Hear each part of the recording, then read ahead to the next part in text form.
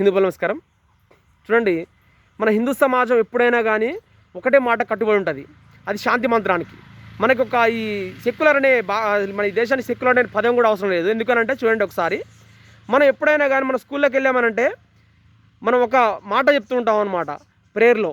భారతదేశం నా మాతృభూమి, భారతీయులందరూ నా సోదరి సోదరిమణులని చెప్తుంటాం అనమాట. భారతీయులందరూ అని అంటాం. ఇక్కడ హిందూ ముస్లిం అనేది ఇంకోటో చెప్పమన్నమాట.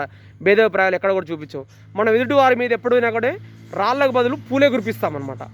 కానీ ఎదుటి వాళ్ళు కూడా ఇదే విధంగా ఆలోచిస్తే ఇంకా మంచిగా ఉండేది అనమాట. కానీ అలా అసలు ఆలోచించట్లేరంట.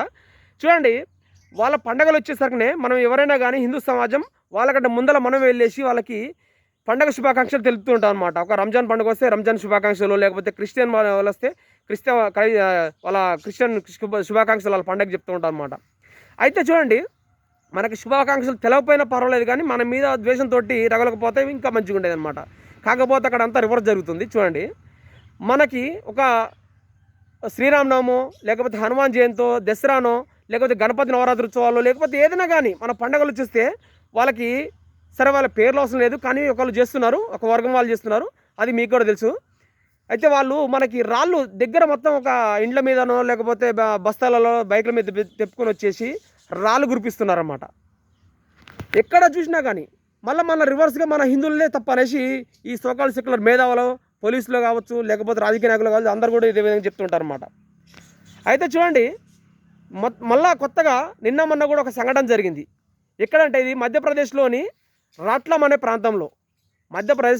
ప్రాంతంలో హిందువులు గణపతి నవరాత్రోత్సవంలో భాగంగా మండపం ముందల డ్యాన్స్ చేసుకుని అక్కడ ఉన్నటువంటి హిందూ సమాజం అందరూ కూడా సాయంత్రం వేళలో భజనలు చేసుకుంటూ డ్యాన్స్ చేస్తున్నారనమాట అక్కడ.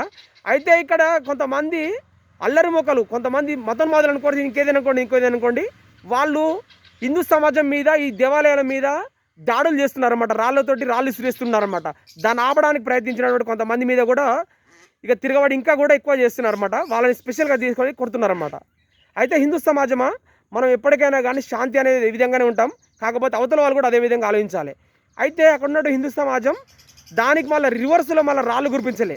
మళ్ళీ ప్రేమతోటి ఏం చేసిరు, వీళ్ళు పోలీస్ స్టేషన్కి వెళ్ళేసి కంప్లైంట్ చేసిరు. అక్కడ ఉన్నటువంటి ధర్నాల్లో రాస్తారోకలు చేసిరు. దాని ద్వారా అక్కడ ఉన్నటువంటి ప్రభుత్వం చూడండి ఒకసారి. మళ్ళీ బీజేపీ ఉంటే ఎట్లా ఉంటుందో, మళ్ళీ ఇంకా వేరే వాళ్ళు ఉంటే ఎట్లా ఉంటుందో చూడండి ఒకసారి. అక్కడ బీజేపీ ప్రభుత్వం ఉన్న జాటికి ఎమ్మడ వాళ్ళ మీద పోలీసు యాక్షన్ తీసుకున్నది. ఎమ్మడ వాళ్ళందరినీ కూడా ఒక 150 మంది దానికి అరెస్ట్ చేసిరు అన్నమాట ఎమ్మటెమ్మటే. కాబట్టి హిందూ సమాజమా, మనం ఓట్లేసి గెలిపించుకున్నప్పుడు ఈ ఒకరిని గెలిపించుకుంటే ఇంకెట్లా ఉంటుంది, మరొకరు గెలిపించుకుంటే ఎట్లా ఉంటుందో, మన హిందూ సమాజం గురించి, మన దేశం గురించి ఆలోచించి వాళ్ళని గెలిపించుకుంటే ఏ విధంగా ఉంటుందో చూడండి ఒకసారి. దీనికి ఎంత తేడా ఉన్నదో. కాబట్టి హిందువులారా ఇట్లయినా కానీ ఇంకనైనా కానీ మారుతారనేసి నా ఇచ్చిన ప్రయత్నం. జై హింద్.